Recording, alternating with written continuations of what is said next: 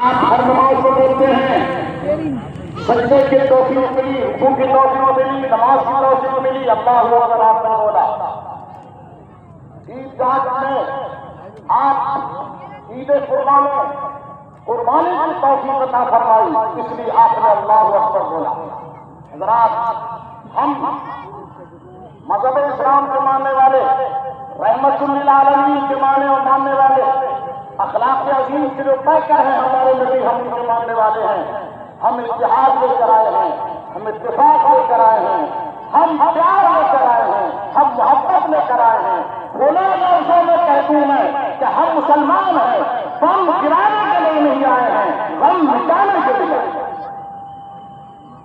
हम मुसलमान हैं, हमारा काम बम गिराना नहीं है, गम मिटाना है। हमारा काम नफरत नहीं है, हमारा काम मोहब्बत है। हमारा काम इख्तिलाफ फैलाना नहीं है, हमारा काम इत्तेहाद है। हमारा काम जुल्म करना नहीं है, हमारा काम एक दूसरे की तकलीफ में शरीक होना है। हम ईद भी मनाते हैं, तो ईद के मामले में दूसरे लोग भूल जाएं, ईद मनाएं, शराब पीकर ईद मनाएं, जुल्म करके ईद मनाएं, रोज जाम करके ईद मनाएं, लोगों को सब जुल्म करके ईद मनाएं।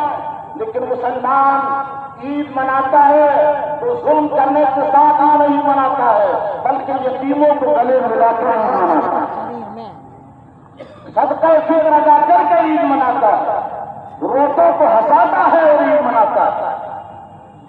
हम मुसलमान हैं और हमारी ईद अल्लाह ताला को भूलने के लिए नहीं है, अल्लाह ताला को याद करने के लिए है। मुसलमानों होना तो ये चाहिए था कि ईद के दिन नमाज की छुट्टी हो जाती, रजा हो जाती। चलिए आज ईद है, 5 वक्त की नमाज की रजा, मगर नहीं, ईद के दिन नमाजों की रजा नहीं है, बल्कि हमारी ईद ये है कि 5 नमाजों के साथ ईद के दिन 6 नमाजें हैं। एक ईद उल फित्र है और ये छठी नमाज ईद उल फित्र की वो है कि आप बोल सकते हैं तो बेटे बैठ जाओ, आप बोल सकते हैं हजरत अगर 2 रकात नमाज अदा करना है ठीक है, हम अदा करेंगे, लेकिन घर में अदा कर ले। आपको 2 रकात बोलते हैं, 12 रकात पड़ेंगे घर में। 2 रकात में 12 पढ़ेंगे घर में आपके इत्मीनान से।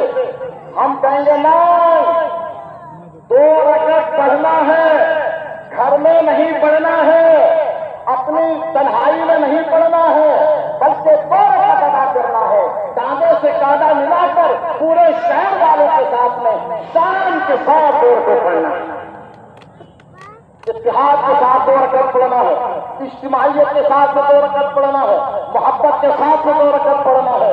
अमीर और गरीब एक साथ हो गए 2 रकात अदा करना है, फकीर और बादशाह एक साथ हो गए 2 रकात अदा करना है। ये 2 रकात अदा करना है, आपको इत्मीनान और सुकून से इस्लाम की शान दिखा कर अदा। अगर आप ट्रैफिक का कानून हर हुकूमत ने बनाए हैं, हर मुल्क में है, लेकिन आप जानते हैं ये किसने दिया ट्रैफिक का कानून? हमारा मजहब सुन्नत ये है कि ईदगाह में जाओ, एक रास्ते से जाओ, दूसरे रास्ते से आओ, ताकि हर रास्ता मुसलमानों से भरा हुआ नजर आए। दूसरा फायदा, ट्रैफिक न हो, बिखर जाओ, दूसरों को तकलीफ न हो। ये ट्रैफिक का कानून, ये वन वे का कानून आज तुम बता रहे हो, हमारे नबी ने 1400 बरस पहले बताया। ये हमारा कानून इस्लाम है। वन वे, ट्रैफिक, हिफाजत, ये सब कुछ इस्लाम के अंदर है। मैं आपसे गुजारिश करता हूं कि आप अपना मजहब इस्लाम खुद सीखिए और दूसरों से बताइए। कुरान के बारे में अभी चंद दिन पहले आया कि असेंबली में बात उठाई गई कुरान के खिलाफ। ये कुरान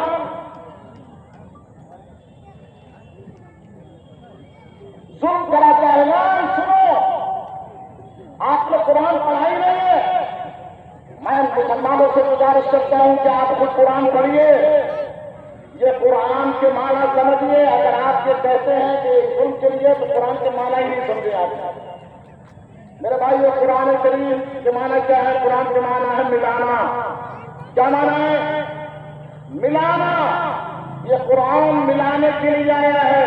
गरीबों को अमीरों से मिलाता है, अमीरों को गरीबों से मिलाता है, छोटों को बड़ों से मिलाता है, बड़ों को छोटों से मिलाता है, बादशाह को फकीर से मिलाता है, फकीर को बादशाह से मिलाता है, अमीर को गरीब से मिलाता है, गरीब को अमीर से मिलाता है। सच तो ये है कि फर्श वालों को अर्श वालों से मिलाता है। ये कुरान मिलाने के लिए आया, इतिहास के लिए आया, इंसानियत का सबक देने के लिए आया। हाँ, हो सकता है कि समझ में ना आए, समझ में ना आए तो आदमी भड़क जाएगा। जैसे बीमार आदमी जिसका ऑपरेशन करना है, तो ऑपरेशन के वक्त में तो वो तड़प जाता है। ऐसे ही कुरान को सच्ची नजर से देखने वाला भड़क जाता है। जब गांव से देखता है तो इंसान बन जाता है। पहले देखा तो भड़क गया, जब गांव से देखा तो सुधर गया। याद कर लो, सोचो, आपने एक बार नहीं बार आपने सुना है हजरत उमर फारूक आज़म रज़ियल्लाहु ताला अन्हु के हाथ में नंगी तलवार है। घर से निकले, गुस्से में है हजरत उमर, नंगी तलवार लिए हुए। पूछा क्या जा रहा है? कहा मैं आज फितने को खत्म कर दूंगा। जिस नबी ने यह कुरान का दर्श दिया है, मैं उस नबी का सर कलम कर दूंगा। आज मैंने ये तलवार इसलिए निकाली है कि जा रहा हूं, मोहम्मद अरबी का सर कलम करके आऊंगा, तो फितना ही खत्म हो जाएगा। जा रहे हैं हजरत उमर, इतने में एक सामने कहने लगे कहां जा रहा है? क्या नबी का सर कलम करने जा रहा हूं। क्या जाते हैं? एक बात सुन लीजिए, इसलिए आप सर कलम करने जा रहे हैं? क्या इसलिए तो कुरान लाए हैं? वो कुरान जिसमें इख्तिलाफ है, जिसमें फसाद फैल गया है, सारे मक्के में फसाद फैल गया है। कहने लगे जिस कुरान की बात करते हैं, आप जानते हैं कि उनकी बात को बात नहीं करना।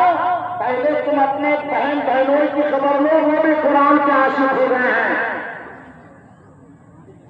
अरे वो कुरान के आशिक हो गए, कुरान वाले महबूब के आशिक हो गए। पहले अपने घर वालों की खबर लो, अब तो और गुस्सा बढ़ गया। गुस्से में तन हो सकता, पहले अपने बहन बहनों की खबर लूंगा, पहले उनका सर कलम करूंगा। सीधे घर पहुंचे।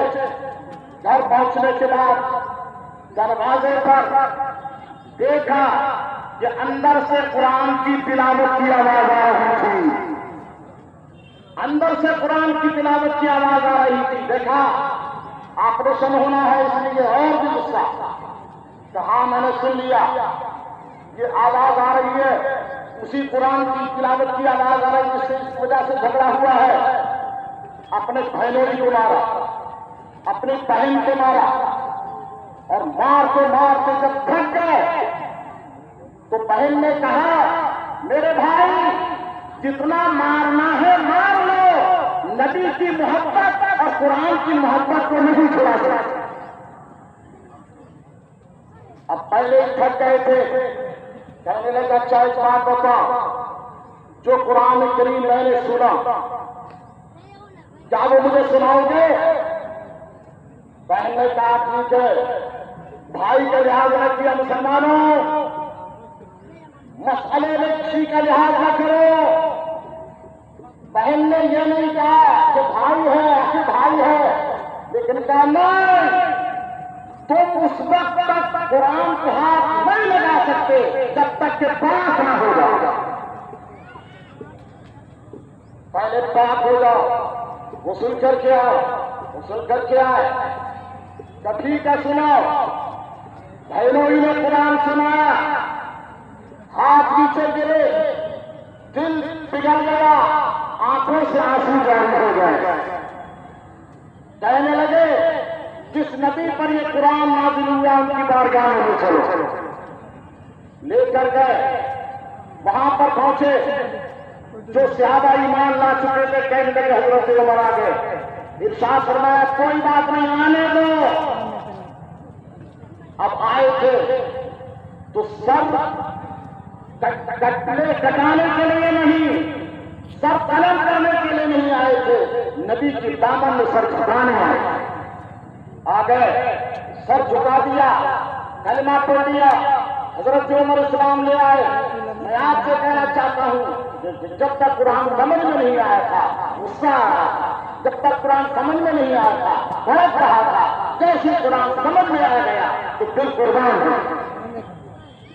आपको कुरान को समझना है, दूसरे को समझाना है, तालीम हासिल करना है, दूसरे को समझाना है कि आपका इस्लाम कैसा है। मेरे भाइयों, नौजवानों, बुजुर्गों, हमारे नबी जहां तशरीफ लाए उस जगह को मक्का कहते हैं। मक्का, मैं ये कहना चाहता हूं, मक्के में खेती नहीं होती है, बाग नहीं है। कैसा मक्का? नीचे पत्थर, इधर पत्थर, उधर पत्थर, उधर पहाड़। ऐसी जगह है जहां पत्थर ही पत्थर, और आकाए कायनात ऐसी जगह है कि जमीन पत्थर और जो लोग थे उनके दिल भी पत्थर। और जब कुरान बताया तो हाथों में पत्थर, लेकिन नबी ने कुरान सुनाया। जैसे ही कुरान सुनाया हाथों के पत्थर गिर गए, दिल के पत्थर टूट गए, आंखों से आंसू जारी हो गए। इसलिए हम आपको कहना चाहते हैं कि कुरान इत्तेहाद देने के लिए, ये कुरान इत्तेफाक देने के लिए है, ये कुरान प्यार सिखाता है, ये कुरान मोहब्बत सिखाता है। पढ़े से ही हमने कुरान को पढ़ना छोड़ दिया और यही कुरान के मानने वाले आपस में लड़ने लगे। अफसोस, ये कुरान लड़ने लड़ाने के लिए नहीं बल्कि लड़ाई को मिटाने के लिए आया, इख्तिलाफ के लिए नहीं, इख्तिलाफ को खत्म करने के लिए आया, नफरत के लिए नहीं, नफरत को खत्म करने के लिए, मोहब्बत का पैगाम देने के लिए आया। आज जरूरत है इस बात की कि हम कुरान करीम पढ़ें, दूसरे को पढ़ाएं, अपनों को घरों को बताएं कि कुरान क्या है, इसके माने क्या है, इसका मतलब क्या है। रमजान के अलावा भी आप कुरान करीम की तालीम को जारी रखिए, अपने बच्चों को पढ़ाइए, दीनी तालीम से अपने बच्चों को आगाह कीजिए। आखिर में एक हदीस आपके सामने पेश करके बात खत्म करूं। आकाए कायनात सल्लल्लाहु अलैहि वसल्लम ने इरशाद फरमाया, चार चीजें वो हैं जो चार चीजों का नुकसान पूरा कर देती हैं। चार चीजों का नुकसान पूरा करती हैं। नमाज में कमी हो जाए, सजदा सही करो कि नमाज मुकम्मल हो जाएगी। रोजे में कमी आ जाए तो सजदा फिक्र रोजे को मुकम्मल कर देता है। हज में कमी आ जाए तो फिदिया अदा करो, कफारा अदा करो तो हज मुकम्मल होता है। ईमान ना मुकम्मल हो जाए तो जिहाद करो कि ईमान मुकम्मल होता है। हज़रात, रोजों की तकदीर के लिए सदका फिक्र है। ये सदका फिक्र इसीलिए है कि हम गरीबों को भी अपने साथ शरीक करें और उनको भी अपने साथ खुशियों में शरीक करें। हम ये पैगाम खुद भी याद रखें और अपने तमाम भाइयों को, चाहे वो गैर मुस्लिम ही क्यों ना हो, उनको भी अपना ये पैगाम मोहब्बत का, इंसानियत का, इत्तेहाद का और इत्तेफाक का दूसरों के सामने भी पेश करते रहें। अल्लाह तबारक व तआला मुझे भी तौफीक अता फरमाए और आपको भी।